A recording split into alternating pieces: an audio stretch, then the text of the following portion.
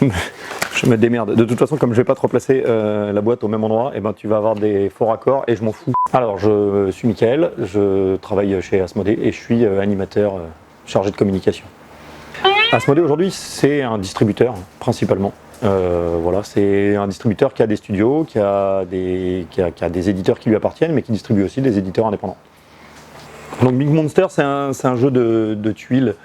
La référence du jeu de tuiles, c'est des jeux comme Carcassonne ou comme La Guerre des Moutons par exemple. Donc voilà, on est exactement là-dessus. Donc c'est un jeu de tuiles dans lequel on va jouer des petits explorateurs. Donc voilà, ça c'est le petit explorateur. Chaque explorateur aura un petit pouvoir particulier. Et en fait, ces explorateurs partent pour découvrir une nouvelle planète. Et sur cette planète, ils vont croiser des monstres. Donc on va avoir plein de petits monstres comme ça qu'on va, hop, qui sont pas tous dans le bon sens, mais qui sont sympas. Donc on va explorer la planète.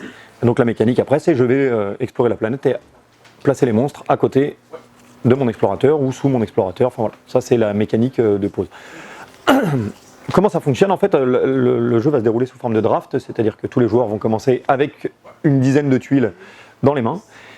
Et quand la partie commence, on choisit une tuile parmi les 10, on la pose devant son explorateur et on va se débarrasser des cartes restantes auprès d'un autre explorateur.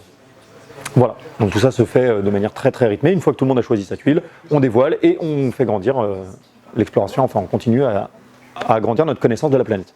Quand on a joué toutes les tuiles, on fait un deuxième tour de 10 tuiles et puis après on va compter les points. Et alors après, en fonction des différents monstres qu'on va rencontrer, on va marquer plus ou moins de points. Mixing Scroll. Donc Mixing Scroll, c'est un jeu de dés. Donc des dés, il y en a un paquet, parce qu'il y en a 35 dans la boîte. Donc voilà, il y a un dé classique, comme tout le monde connaît, et puis un petit dé sur lequel il y a des petits symboles. À quoi ils servent ces symboles? En fait, dans ce jeu-là, vous allez jouer un magicien. Donc chacun des joueurs, c'est un magicien. Ils ont découvert qu'il y avait une bibliothèque magique qui était comme ça, qui était de nouveau disponible, sauf qu'elle n'a pas été utilisée depuis des années. Donc le but, c'est qu'on va chercher des parchemins, on se dit qu'on va devenir hyper puissant, sauf qu'on n'est pas les seuls à avoir eu l'idée, il y a les autres joueurs. Donc forcément, duel de magiciens, on se fout sur la gueule, on s'envoie des sorts à la tronche, voilà. Donc c'est un jeu qui va se dérouler en temps réel, c'est-à-dire qu'on joue tous ensemble, on jette les dés à toute vitesse et voilà. Il y a une condition pour mettre fin au tour, mais sinon c'est tout le monde lance les dés en même temps, tout se prépare au même moment. Et quand le tour est terminé, à ce moment-là, tous les sorts se lancent et on va voir les conséquences de ces sorts. D'accord? Donc en gros, les joueurs ils jouent des magiciens. Donc les magiciens, c'est ces petits personnages-là qui ont des points de stamina, donc des points de vie, qui ont un petit peu leur résistance.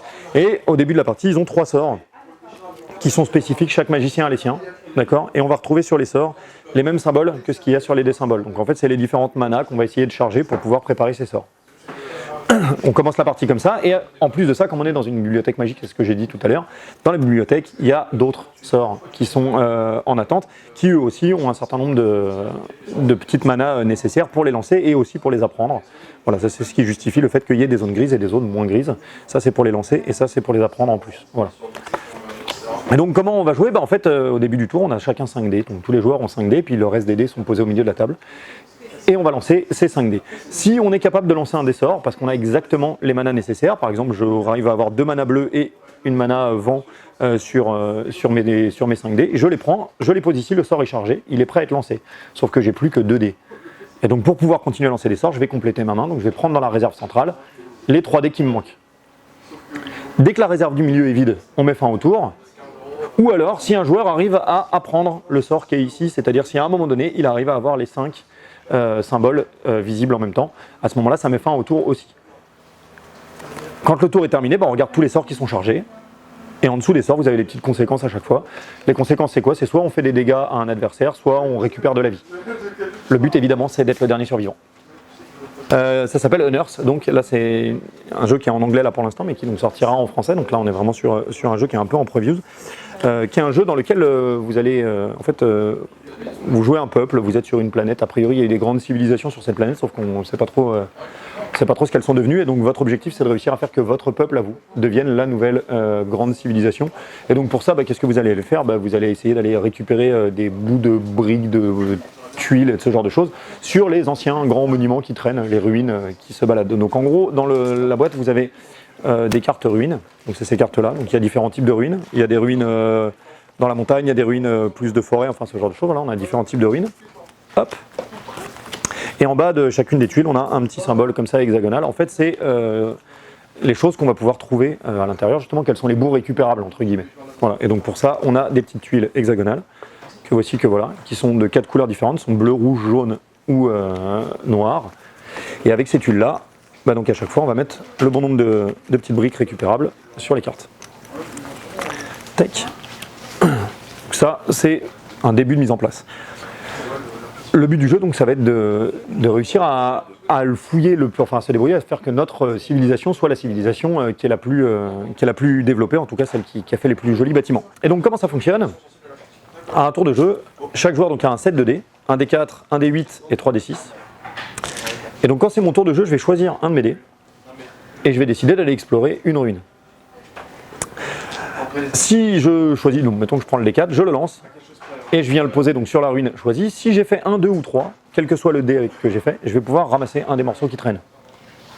Sinon, mon dé, il reste là. Pourquoi? Parce que sur les cartes, hop là, il y a une deuxième valeur qui est ici. Cette valeur-là, c'est pour essayer de prendre le contrôle de la ruine. Donc dès qu'on aura atteint 17 points de dé posés dessus, à ce moment-là, on verra qui prend le contrôle de la ruine. Donc il y a les deux choses à faire. Donc il faut faire des petits scores pour récupérer de la brique pour pouvoir construire, sa civilisation. Mais pour essayer de contrôler aussi un peu les ruines déjà existantes, il va falloir réussir à faire du score parce qu'évidemment c'est les plus gros dés qui vont permettre de prendre le contrôle. Donc il faut faire des arbitrages. Et donc au fur et à mesure de la partie, bah forcément on va avoir des dés qui vont venir se poser des différents joueurs un petit peu partout, hop là, sur le plateau. Le truc c'est que quand à un moment donné la valeur ici est dépassée, à ce moment-là on va regarder les dés qui sont présents. Et c'est le joueur qui a le plus grand score sur un dé qui va remporter la ruine. À ce moment-là, il prend la ruine et il vient la passer devant lui. Et on en met une nouvelle et on va reposer des briques dessus pour compléter. D'accord? Donc une des façons de marquer des points, ça va être de faire des séries comme ça. On est dans un jeu un peu de collection pour cette partie-là. C'est je collectionne soit que de la même couleur, soit j'essaye d'avoir de toutes les couleurs différentes. Ça me rapportera des points à la fin de la partie. C'est pas ces points-là que ça va me rapporter, c'est vraiment la collection qui rapporte des points. L'autre façon de marquer des points, ça va être de construire, à l'aide de ces petites briques, des nouveaux bâtiments. Et donc, à ce moment-là, on va essayer de placer, au fur et à mesure de la partie, on va récupérer donc ces différentes tuiles. Et si j'arrive à faire un hexagone, que vous ne voyez pas là parce que voilà, il doit être un peu écrasé par le plan, mais on s'en fout. À ce moment-là, au milieu, je vais pouvoir venir placer un bâtiment. Alors selon ce que j'ai mis, si j'ai mis que la même couleur, ça va être un grand bâtiment. Si j'ai mis que des couleurs différentes, ça va être un petit bâtiment. Et au début de la partie, on va sélectionner, il y a des bâtiments spéciaux, donc il y en aura 5 par partie, donc on en a pas mal. Et ces bâtiments spéciaux me donnent des conditions particulières. Donc par exemple, si j'arrive à faire un hexagone avec 4 jaunes et 2 de couleurs différentes, à ce moment-là, je peux construire ce bâtiment spécial en particulier. Voilà. Et donc la partie prend fin quand il n'y a plus de ruines à explorer.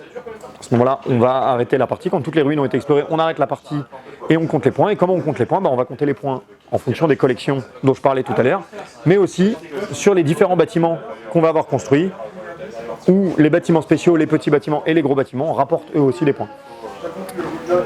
Évidemment, le joueur qui a le plus gros score gagne la partie. Évidemment. J'ai passé un très bon moment avec vous. De rien beaucoup, c'était un plaisir.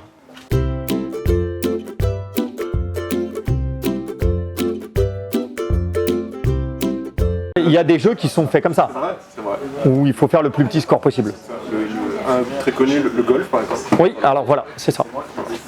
J'aurais pas pris ça comme exemple, j'avoue, parce que spontanément ça c'est voilà. Mais en même temps, on cite pas assez le golf.